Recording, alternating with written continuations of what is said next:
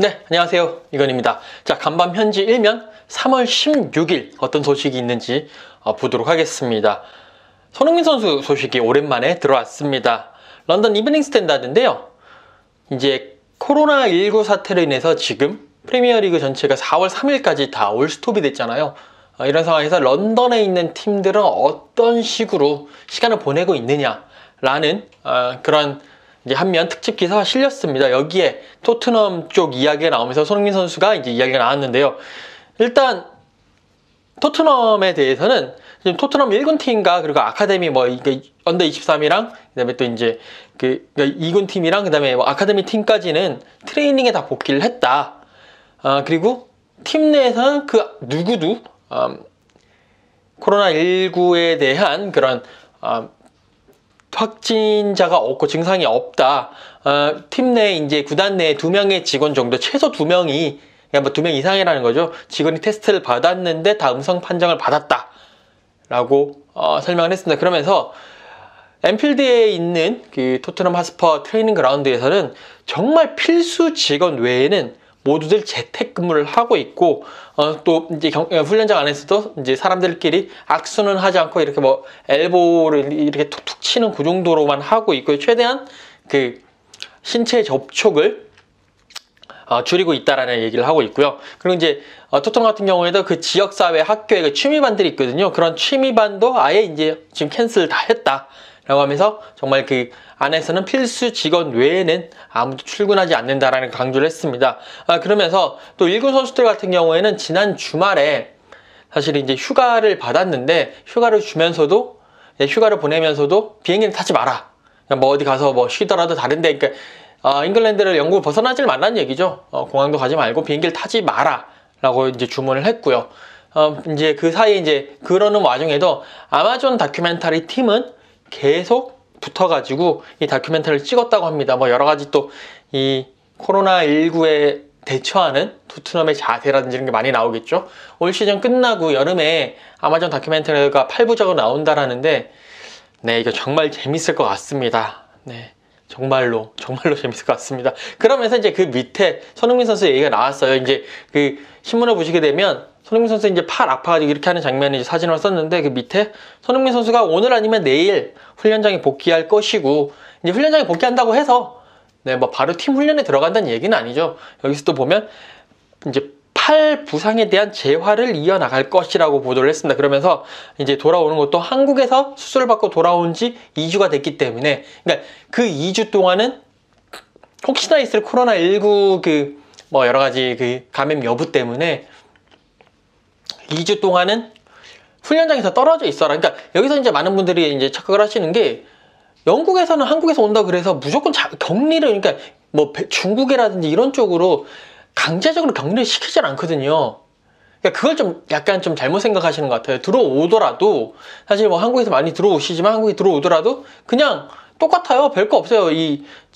체온 이런 것도 안 하고, 저도 얼마 전에 한국은 아니지만 한국 갔다 오신 분들 얘기도 들었고 했는데, 저도 독일 갔다 오고 했었지만 전혀 그런 게 없습니다. 체온을 잰다라든지 이런 것도 없고, 문진표 이런 것도 전혀 없고요. 어쨌든 그냥 나라에서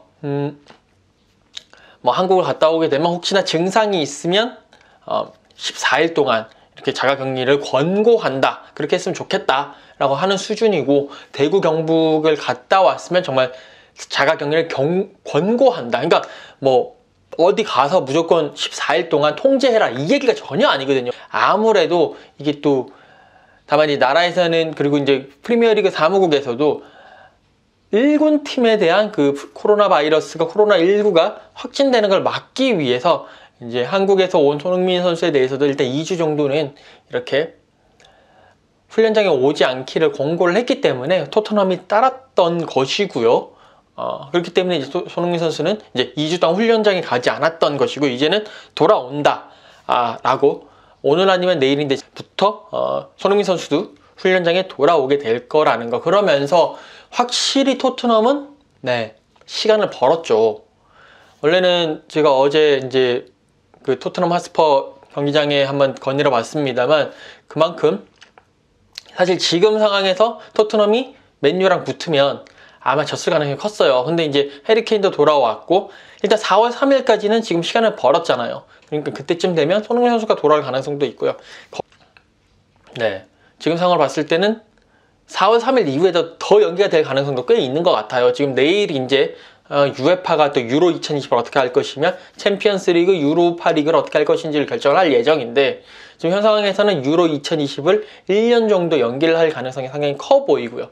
만약에 1년을 연기를 하게 되면 뭐 6월 달부터 6월 10일부터 7월 12일까지가 유로 2020 기간이었는데 그 정도 시간이 비고 있으니까 원래는 5월 10며칠까지 5월 중순까지는 끝내야 되는 상황인데 한 달 정도, 한 달 이상 정도 시간을 벌었거든요. 그렇기 때문에 뭐 리그를 조금 더 연기했다가 코로나19가 이제 많이 쑥으러든 다음에 다시 리그를 이어갈 가능성이 큽니다. 그랬을 때는 손흥민 선수, 해리케인 선수 모두 복귀를 할 가능성, 무사시 선수까지 복귀를 할 가능성도 있어 보이기 때문에 토트넘 입장에서는 상당히 이 시간이 되게 많이 큰 힘이 되지 않을까라는 생각입니다.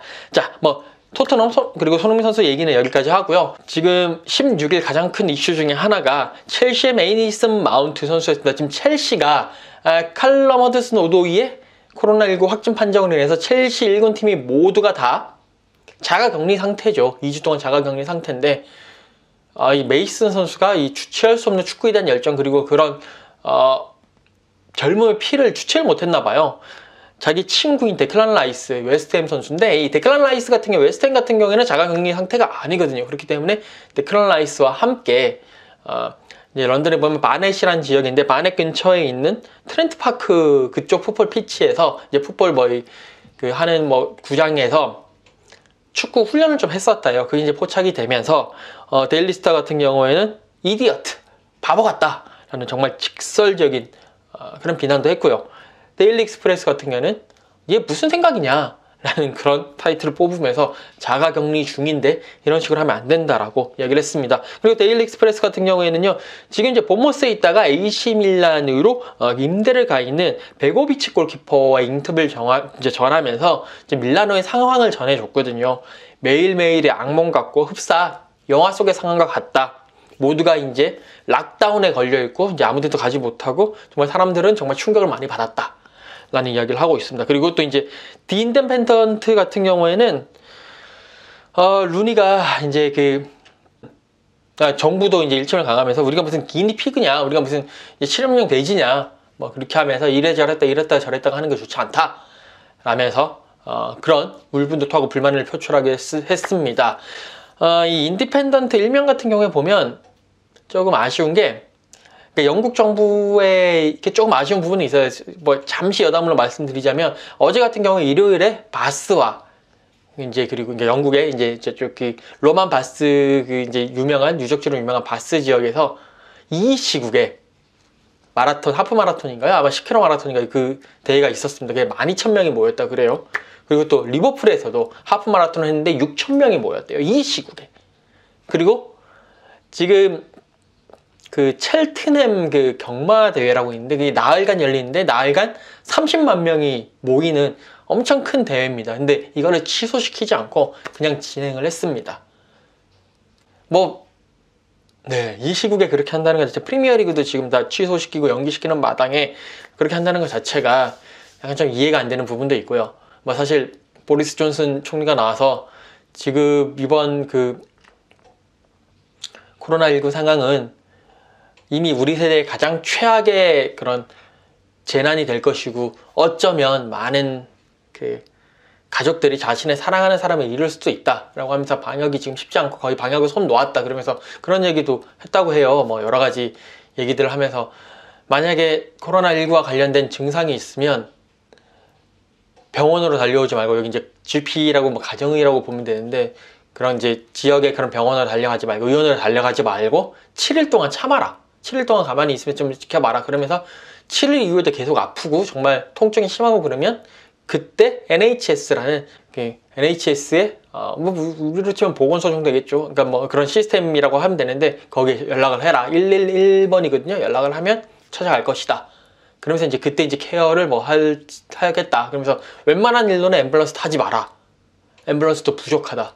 라고 얘기를 했거든요. 그 정도로 여기 상황은 열악한데 네, 모르겠습니다. 여기는 또 사람들이 마스크는 안 끼고 다니거든요. 마스크, 이쪽 문화 자체가 마스크를 낀다는 것 자체가 내가 병을 가지고 있고 병자다. 그리고 특히나 동양인들이 마스크를 한 채로 지나가면 뭐 뒤에서 콜록콜록 한다든지 코로나 바이러스라고 한다라든지 뭐 여러 가지 좀 뭐 욕설이라든지 이런 걸 하는 경우가 상당히 많습니다. 그렇기 때문에 웬만해서는 지금 마스크 살 때도 거의 없고요, 사실.